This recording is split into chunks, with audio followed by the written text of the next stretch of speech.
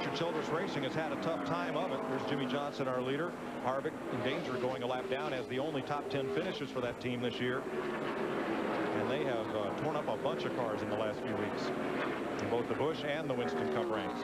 John Andretti, the 43 car, the Dodge, he's on pit road. A lot of times under green flag stops at racetracks this size, seems like the Dodge team have to pit first, not getting quite the fuel mileage some of the other cars are getting.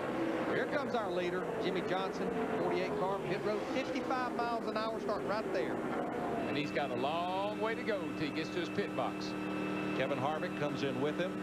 So does Casey Atwood on this lap, and Tony Stewart is in. Here's Matt. Well, like on the radio, Tony Stewart was talking to his crew chief, Greg Zipadelli. He said the car is tight on entry and even more snug in the center. But Zippy did not want to over-adjust. He says, don't worry about it, Greg. You cannot hurt it. So they're going to make a chassis adjustment on the 20 car. Meanwhile, the 48 car, Jimmy Johnson is in. You can see the wrenches in the back window. They're going to make a track bar adjustment. Change.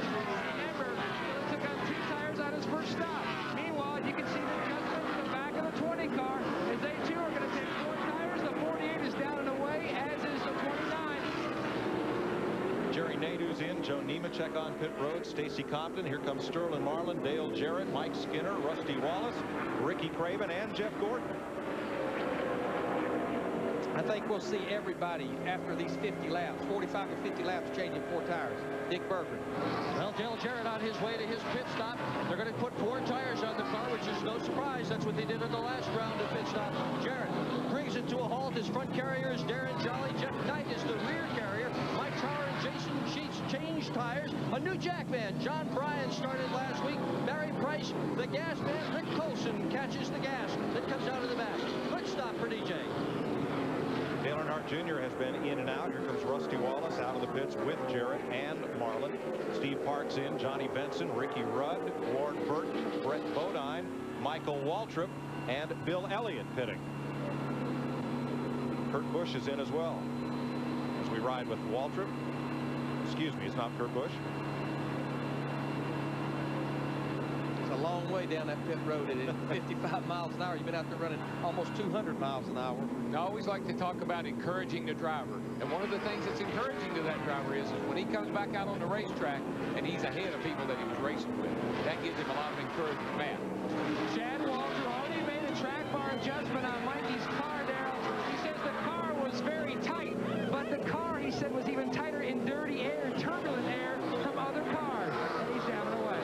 Kyle Petty, Hunt Strickland, Jeff Green, Terry Labonte, Jeff Burton pitting, along with Steve Grissom, Dave Blaney, and Mark Martin. Kurt Busch continues to stay on the racetrack. He's going to get that 50-lap window. Well, the Roush cars are all up there in the top 5. Means they're staying out along with Kurt Busch, Matt Kenseth, and Mark Martin. Here's Busch to the pit lane. Ryan Newman is in. I would be very encouraged by the fact that he can stay out a little longer than everybody else, Larry. That's going to play big. It's going to pay off down there at the end of the day. Well, not only are they getting good fuel mileage today, compared to last year, the Roush cars also have greater horsepower. That's a terrific combination if you can pull it off. Kurt Busch pits out of the lead. They're going to take 4 tires. They got some good ones over the wall. Kevin Gilman changes the front tires, the rear tires. He's got 8 years of experience at it. Andy Thurman changes front tires. He's a 5-year veteran of these wars. Kurt Busch, nice stop. Matt Kenseth, the number 2 point man. There's his yellow Ford on pit road at lap 70. And you know something, Mike, Larry, I don't believe we made enough out of Mark Martin, in my opinion, sacrificed his crew chief and his team for Kurt Busch. And I know we haven't said a lot about that, and I'm sure Mark wouldn't either. But look what the result is. And that's the kind of guy that I think Mark Martin is. He's a team player. He knew that Kurt needed a crew chief like Jimmy Finney to work with a young driver. Mark sacrificed, I think. Bobby Labonte slow in the back straightaway and now down on the track apron, headed for pit road at 70 laps. 75 laps complete, almost 1/3 distance. Kurt Busch has passed Jimmy Johnson for the lead in the Napa Auto Parts 500. Something we always like to look at on the green flag stops. It's about a pit stop, but it's about those 2 laps. That's what this is, lap. That's 2 laps. That's 2 laps, including the pit stop. Tony Stewart and Sterling Marlin, their group, doing their job on pit road. But look right here at Tony Stewart, same as Kurt Busch. And that's where that was. It was on their entrance, getting to pit road before that 55 miles an hour, and they let Kurt Busch close in on Jimmy Johnson almost 2 seconds. Difference of 4 seconds there in the 2 laps alone. Oh yeah, it's a race to get stopped down to 55. It's another race to get started back up to 55. And to do that the quickest, as you can see, it pays off. I think Stewart's been watching Michael Schumacher, who's the world's best at getting on the pit road. I love to watch him. His in and outs are great. Our Subway race summary at 76 laps, 9 changes among 6 different leaders. Under green, we've been averaging 180 miles an hour. 31 cars on the lead lap, and just the 1 caution for Shauna Robinson's single car accident at lap 18. And if you watch Michael Schumacher, this morning he won again. I think they were in the Spanish Grand Prix maybe. I'm not sure where it was, but anyway, he won. Kurt Busch passing by Mike Skinner, one of the 3 cars that made an engine change since yesterday afternoon. Had to start at the back. Only 2 cars in the garage. Robinson, as we mentioned, and Ken Schrader, who lost an engine at lap 4. Darrell, it's a continuing thread this season. Youth versus experience. Our leader's 23 years old. Our runner-up, Jimmy Johnson, there is 26 years old. Then comes 45-year-old Rusty Wallace, 44-year-old Sterling Marlin, 45-year-old Dale Jarrett. 2 kids, 3 veterans in the top 5. And those old guys are saying, well, I don't mean old guys. I shouldn't say it that way. The older fellas out there, they're saying, I wish some young boys would slow down a little bit. They're making it hard on us. You know, this race right now, we see this about year in and year out here, where it gets to this point of the race and they kind of get strung out and we kind of have a green flag run. But what Jeff Hammond, what I really had to do on this last run, it was our first long run. I really had to interrogate my driver, what that car did. But I think we'll see everybody under these green flag stops change 4 tires. But right now, we're not in a fuel mileage strategy. You'd have to run 61 laps 3 times, and I don't think anybody can do that. You're right, Larry, but one thing I did notice, and Darrell kind of touched on this, is the guys who came in closer to lap, 69, 70, 71, have put themselves in a unique position, because if they can go 50 to 51 laps on the next couple runs, their last stop could be 2 tires and 1 can of gas, and you could easily pick up about 6 seconds on the rest of the field if they have to stay there to get more gas in their cars and go for that second can. And the way that the field is now spread out, I mean, we got a few cars racing each other, but basically for 500 miles here, there's times in this race when you run your own race. You're racing the clock, basically. Crew's telling you how fast you're going, and you want to conserve some engine-wise and fuel-wise. And they'll watch the leader, especially those spotters on top of this grandstand. They'll be clocking that leader and watching what line he's running and maybe relaying that to the driver. Look, the leader's running high in 1 and 2, low in 3 and 4. Let's see. You move your car around and let's see if it makes a difference. Here you see the spotters on top of the grandstands looking down. Why is it your coach driver and Ricky Craven's spotter always stands closest to our camera? I think he pays the cameraman before the race. Steve Burns. Well, Mike, Rusty Wallace came in, took 4 tires this time. He'd been fighting a tight condition. They raised the track bar a quarter turn and even the air pressures on the right side. Nick Burton. Well, Jeff Gordon started this race in 17th position. This is a race that he has won on 2 separate occasions. Right now, he is running in 10th spot and dropping back with almost every lap. The car goes back and forth between being too tight and too loose. They've got to get it faster if Gordon's going to break that 17-race losing streak. To Matt. Dick, in the final practice session on Saturday, Dale Earnhardt Jr. was fighting a tight race car. They tried to start the day loose, but he's been fighting a tight car today. The first stop, they pulled out a spring rubber. The last stop, a wedge adjustment. Tony Sr., how is your race car now? The car's real tight.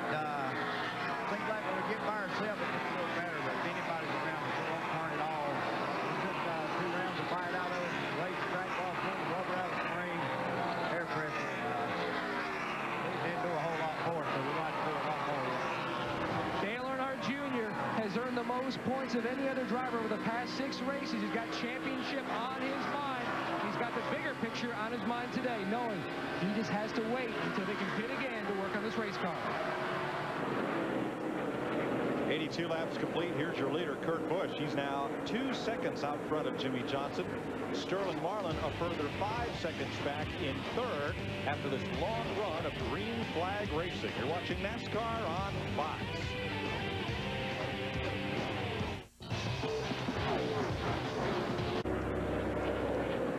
Welcome back to Fontana, California. 87 of 250 laps complete. Young Kurt Busch in command of this race now by 4.2 seconds over Jimmy Johnson. And the reason why, Mike, is he is running 41.6 lap times. Everybody behind him's running high 41s up into the 42s.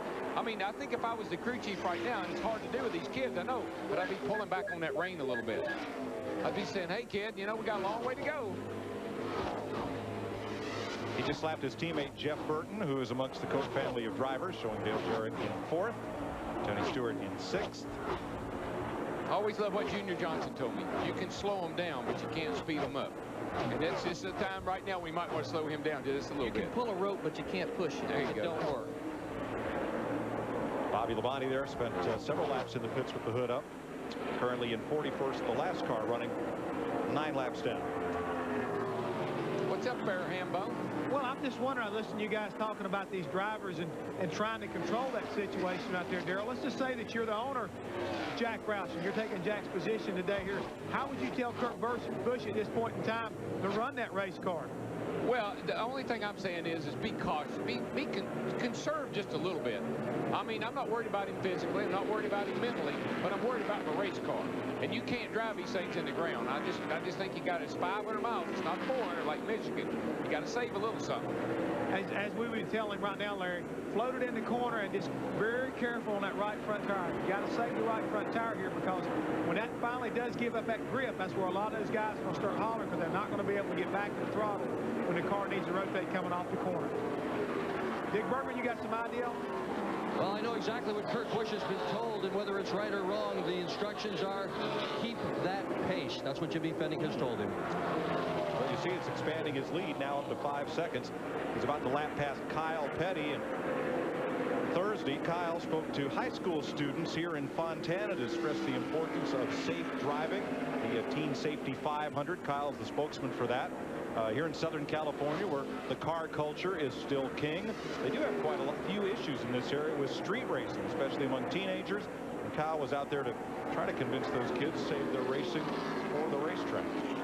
You know, talking about Kurt Busch, I think where he really has to be careful, Darrell, is when he's coming to these lap cars. That's where you want to be careful. But talking about that right front tire, as long as that car is not pushing and turning good, you're not as concerned about that right front tire, because you're not sliding it. You're not abusing it. If that car ever starts pushing, that's when you tell that driver, take care of that right front tire. Don't drive that thing so far in the corner. That's what I always tell the crew chief. They say, take care of the tires, take care of the tires. I said, if a car handles good, I don't have to worry about that. They'll take care of themselves. But now 41 car on pit road. And for more, Dick Bergman.